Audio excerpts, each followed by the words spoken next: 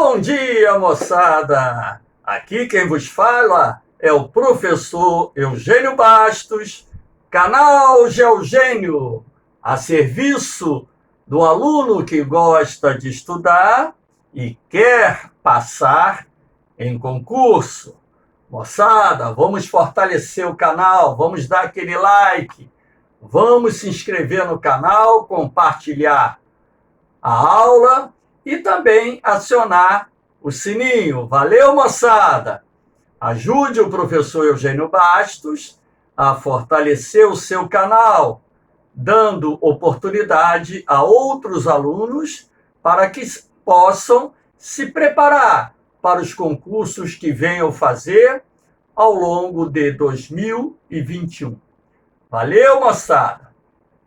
O tema da nossa aula de hoje é sobre a caatinga.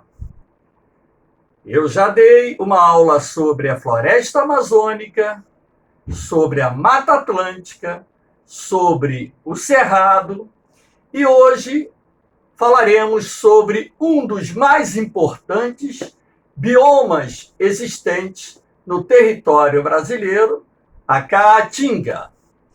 A caatinga significa mata, tinga, branca. Caatinga, portanto, é uma palavra de origem indígena. É uma vegetação típica do sertão nordestino. Repare aqui o domínio da caatinga, portanto, adaptada ao clima tropical semiárido.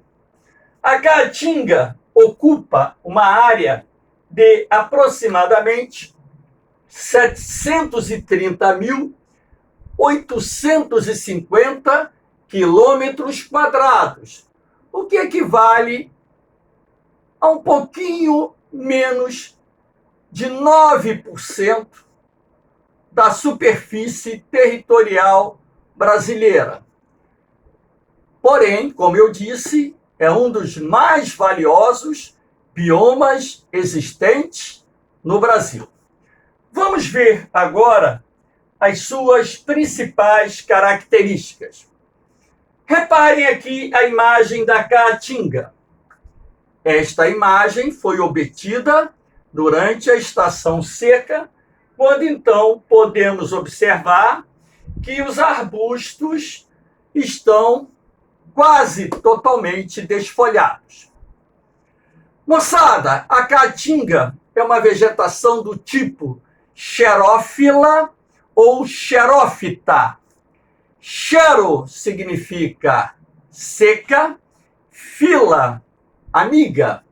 Plantas xerófilas, portanto, são aquelas adaptadas a ambientes secos, como o do sertão nordestino, onde as chuvas são mal distribuídas durante o ano.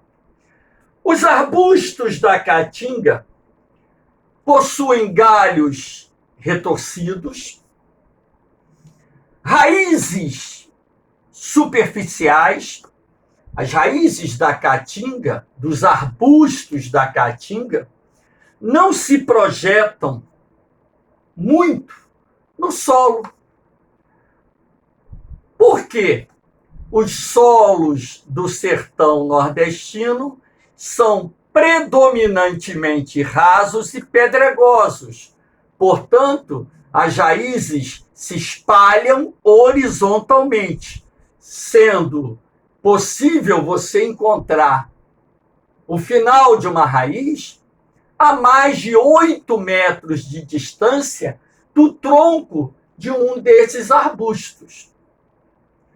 Alguns desses arbustos, inclusive, possuem nas suas raízes uma espécie de bolsa que armazena água. Então, essas plantas xerófilas têm uma capacidade muito grande de sobreviver a longos períodos secos. Esses arbustos apresentam folhas pequenas e também muitos espinhos, e são classificados como plantas caducifólias ou decíduas, aquelas que perdem suas folhas durante uma estação do ano. Para um leigo que esteja viajando no sertão nordestino durante o período da seca, pensará que muitos desses arbustos estão mortos. Na verdade, eles estão adormecidos, como se estivessem, entre aspas, hibernando, aguardando, portanto, a estação chuvosa para o seu florescimento. Assim que se inicia a estação chuvosa, rapidamente as folhas renascem nesses arbustos. No intervalo de aproximadamente 2 semanas, o que estava seco fica verdejante e florido. Então, a paisagem da Caatinga, ela se modifica muito rapidamente, como se as plantas soubessem que o período chuvoso é curto na região. Lembrando que as chuvas, em boa parte no sertão, ocorrem de dezembro até abril. Além desses arbustos, nós temos várias cactáceas. Aqui vocês podem observar na imagem a presença de cactáceas e ainda bromeliáceas, que são espécies de plantas que resistem também ao longo período seco. Portanto, os cactos e as bromélias têm capacidade de armazenamento da água considerável. Vamos ver aqui a caatinga durante a estação chuvosa aqui, ó. Assim que se iniciam as chuvas no sertão, aquilo que eu disse, no intervalo de 2 semanas, aquela vegetação seca, ela se transforma numa vegetação verdejante. Então, o florescimento da vegetação se processa numa velocidade muito grande. Aqui nós temos os principais tipos de cactos encontrados na Caatinga. O mandacaru, repare aqui o formato dele, né? O mandacaru, inclusive, tem um frutinho, ó, o frutinho vermelho dele aqui. O mandacaru ele pode crescer a mais de 3 metros de altura. Aqui nós temos o xique-xique, que é até um pouquinho, né, parecido com o mandacaru. O xique-xique ele tem muito espinho. E aqui nós temos a palma forrageira, que é uma variedade de cacto utilizada na alimentação do gado durante a estação seca. Portanto, os pecuaristas lá do sertão nordestino destinam parte das suas propriedades para o cultivo da palma forrageira. Quando chega a estação seca e o pasto, portanto, seca, eles colhem essas palmas, moem, colocam no coxo para a alimentação do gado. Com isso, eles conseguem suprir a necessidade do rebanho durante aquelas secas sazonais. Agora, tem épocas em que a seca se estende por 2, 3, 4, 5, 6 anos, e isso acaba provocando também a morte da palma. E, com isso, prejuízos enormes para os criadores de gado do sertão. Essa palma forrageira também é utilizada para matar a fome daquelas pessoas mais pobres que existem no sertão. Eu assisti uma entrevista de um morador sertanejo que disse que o paladar não é apreciável, não.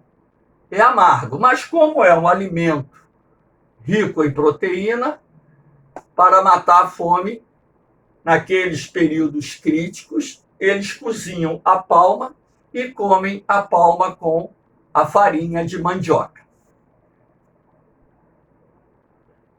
Aqui nós temos a destruição da Caatinga. A Caatinga não é um bioma que ficou livre da destruição provocada pelo homem. A primeira atividade econômica que impactou a Caatinga foi a pecuária. A pecuária extensiva foi responsável pelo início do processo de ocupação do sertão nordestino. Isso fez com que extensas áreas que eram cobertas pela Caatinga fossem desmatadas e substituídas por pastagens. A primeira grande lavoura comercial a se estabelecer no sertão nordestino foi o cultivo do algodão, que provocou também a destruição de milhões de hectares da Caatinga. Ainda hoje, o sertão nordestino tem como principal atividade econômica as atividades agropecuárias. Naquelas áreas onde é possível a irrigação da lavoura, nós temos os projetos de irrigação, não só no Vale do São Francisco, no Vale do Pajeú, como também no entorno dos grandes açudes e outros importantes rios do sertão nordestino. E dentro desse sistema de irrigação, destacamos a fruticultura irrigada no Vale do Rio São Francisco, que hoje é a principal região produtora de frutas do Brasil, não só fornecendo para o mercado interno, como também exportando para vários países do mundo. A destruição da Caatinga também se dá através da extração da lenha. Aqui nós temos uma imagem de uma grande quantidade de lenha cortada. Lembrando que a lenha ainda é uma importante fonte de energia na composição da matriz energética brasileira, respondendo por aproximadamente 7% dessa matriz. Essa lenha aqui, portanto, também será utilizada na construção de casas, aquelas casas de pau a pique, onde se trança esses galhos e depois vem com barro e cola, e a cobertura da casa é feita com palha, com sapê. Então, aqueles casebres ocupados por famílias pobres que residem no sertão, normalmente são construídas dentro desse processo. Tem gente que chama casa de supapo, casa de pau a pique, tem gente que chama de mocambo e por aí vai. Também nós temos a conversão dessa lenha em carvão vegetal. O carvão vegetal constitui uma importante fonte de renda para o sertanejo, principalmente durante o período da seca. Então, ele corta a lenha, os arbustos da Caatinga, converte em carvão vegetal e vende o produto nas cidades do sertão ou do agreste, dali tirando os recursos necessários para manter a sua família. Logicamente que, acompanhando todo esse processo de ocupação do sertão, também temos as queimadas feitas por produtores rurais, tanto pecuaristas como agricultores, que não é uma técnica recomendada para o solo, enfim. Aqui nós temos uma área de criação de cabra. O Nordeste tem o maior rebanho caprino do Brasil. A cabra é um animal resistente, come muita coisa que o boi não come e consegue se adaptar a regiões semiáridas. Então, o maior rebanho caprino do Brasil se encontra lá no sertão. Aqui nós podemos observar vários animais dentro de uma propriedade. Além da criação caprina, o sertão nordestino tem o maior rebanho de muares do Brasil, mulas. Tem a criação extensiva do boi, a criação extensiva de gado. Enfim, existem rebanhos. Portanto, como eu disse, a pecuária é uma atividade responsável pela destruição da Caatinga. Aqui nós temos a imagem da agricultura irrigada. Isso aqui é uma plantação de uva, agricultura irrigada. Enfim, Essa área aqui se encontra lá no Vale do Rio São Francisco, que é o principal polo fruticultor do Nordeste, onde a fruticultura irrigada apresenta resultados muito bons. Aqui nós temos como consequências da destruição da caatinga a degradação do solo. Não é só por causa da destruição da caatinga. Além da destruição da caatinga, o manejo inadequado do solo para as práticas agropecuárias contribuem para a degradação do solo. Como vocês podem ver, esse solo aqui já está bem degradado, bem erodido, e em função disso nós temos a formação de um núcleo de desertificação nessa imagem. Aqui nós temos um mapa do Brasil, onde identifica as áreas mais vulneráveis do nosso território ao processo de desertificação. Como vocês podem observar, o Nordeste brasileiro é a região do país mais vulnerável ao processo de desertificação. Isto porque a destruição da Mata Atlântica na faixa costeira do Rio Grande do Norte até o sul da Bahia, por exemplo, a expansão do desmatamento na Amazônia Oriental, na parte ocidental do Maranhão, no leste do Pará e por aí vai. A destruição do Cerrado, no sudoeste do Piauí, no sul do Maranhão, em Tocantins, Tocantins está na região norte, e áreas adjacentes, tem contribuído para que o clima no sertão nordestino fique mais seco. Então, nós temos o registro de uma diminuição do índice pluviométrico em várias localidades do sertão. Isso, logicamente, está direto e indiretamente não só relacionado ao desmatamento, como também às mudanças climáticas em curso no nosso planeta.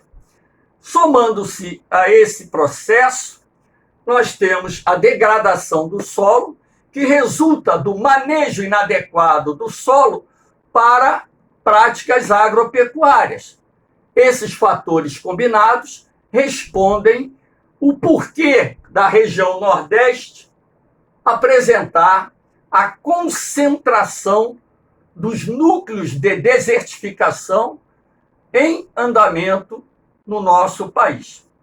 Existem áreas do Nordeste brasileiro, por exemplo, aqui na cor mais escura, marrom, Ceará, norte da Bahia, interior da Paraíba, parte de Pernambuco, onde esse processo de desertificação já atingiu um patamar muito grave, ou seja, é um processo quase irreversível. Eu digo quase porque com tecnologia e capital você pode reverter o processo de desertificação. Mas, como eu disse, primeiro, tem que haver vontade política. Segundo, disponibilidade de recursos para que o homem, através da tecnologia, ele possa reverter esses núcleos de desertificação que estão se formando e crescendo no sertão nordestino. Outras consequências relacionadas à destruição da caatinga envolvem a extinção de espécies. Todo bioma que é agredido, desmatado, provoca a extinção de espécies endêmicas e outras espécies.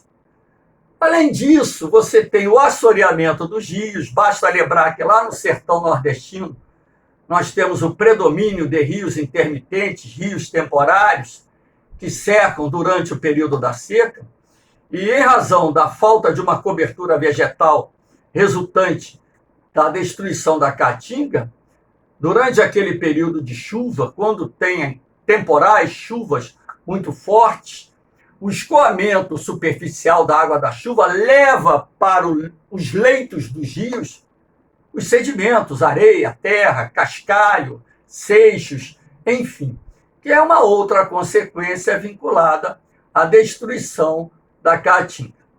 Portanto, moçada, estima-se aí que algo acima de 60% da caatinga já tenha sido destruída. Os dados eles variam conforme a fonte de consulta. Uns falam em mais de 70%, outros falam em mais de 60%. Mas, na verdade, podemos assim reconhecer que mais da metade da caatinga já desapareceu. Espero que tenham gostado da aula sobre a caatinga e que possa ajudar a fortalecer o nosso canal. Vamos lá, moçada. Vamos se inscrever no canal, compartilhar o vídeo. Por quê? O canal GeoGênio foi criado para os alunos que gostam de estudar e querem passar nos concursos. Fortaleçam o canal, dê um like e estamos juntos e misturados. Valeu, moçada! Um beijão no coração, mas eu volto. Fui!